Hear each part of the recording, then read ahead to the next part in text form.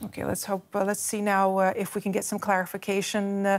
Marcin Bużański is joining us. He is a senior advisor at the Warsaw Security Forum, and he joins us from the Polish capital. Sir, thank you very much for your time. Why do you think the U.S. rejected the Polish offer to send its fighter jets to Ukraine via the U.S. base Ramstein? Thank you very much for the invitation. It's a pleasure to be here.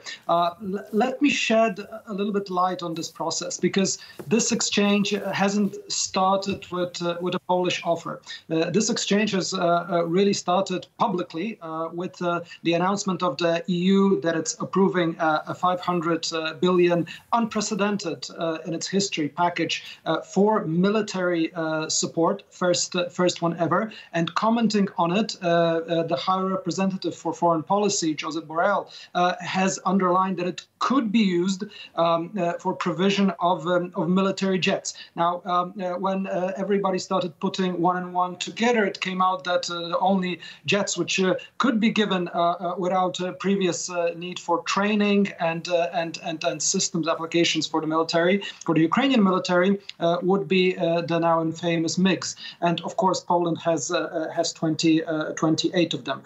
So this is where really the exchange has started, and already over the weekend there have been intensive exchanges between Polish officials, NATO officials, and the U.S.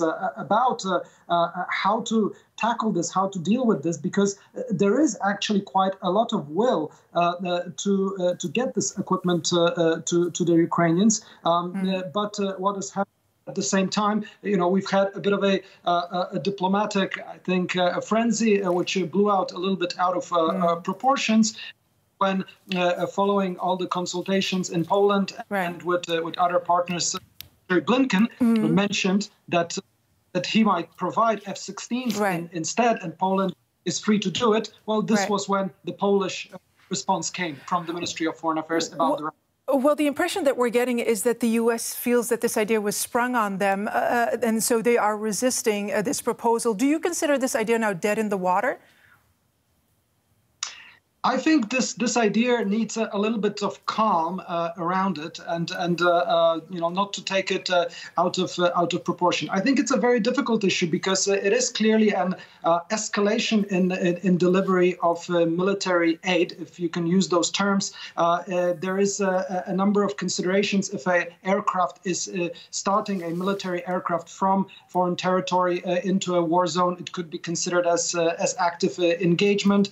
This is what the governments of NATO are trying to figure out how potentially to do it. I would say let them do it. And I would add to it that this is not the only way to start protecting Ukrainian air more intensively. We've got the surface-to-air missiles that can be delivered. We have much more Stinger missiles that can be delivered. We have UAVs that can be delivered on large scale.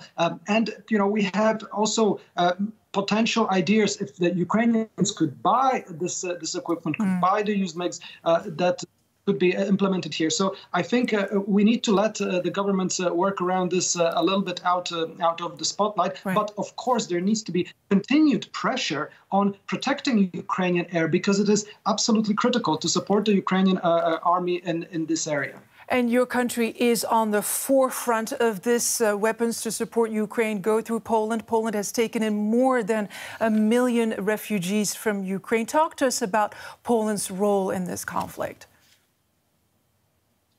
Well, of course, it's a frontline country, if we can say this. There is a nearly 1.5 million refugees probably by the end of today, which would have entered Poland, which have been brought into Poles' homes, which have been taken care of in an incredible way. But of course, this influx will most likely increase. So more and more support will be needed here to help them. On the military support front and in terms of the diplomatic front, of course, Poland is one of the strongest voices for Ukraine, for supporting Ukraine, for Ukraine immediate opening of the accession process to the European Union, and for the strongest possible response to Russia, including with major sanctions, because this is the only thing that Vladimir Putin will understand. It is the effect of power and might on the other side, and this is what we've been advocating this side of Europe for a long time. I think it is time to realize this is the reality and act upon it. Mr. Bużański, in just a few words, Poland long sounded the alarm about the risk of Russian aggression. Have Poland's partners reacted too late? I think definitely. It is definitely too late, but it's also not really a time maybe to blame and shame, but rather to stand up to the circumstances, to the situation. And this goes for many countries, and of course Germany being in the lead with the strongest political and economical power to stand up to Putin's aggression. And I think this is a time for Germany to stand on the right side of history, and I think we're seeing this move, but it needs to really accelerate. And I think this is the expectation. Capitals in Warsaw, from capitals in Bucharest, in the Baltic states, that really we see more German leadership, but also French leadership and other countries in the EU really standing with its full might, applicating sanctions on all oligarchs, blocking import of gas, of oil, truly making the pain felt by Russia. Marcin Bużański, Senior Advisor at the Warsaw Security Forum. Thank you for your time. Thank you very much.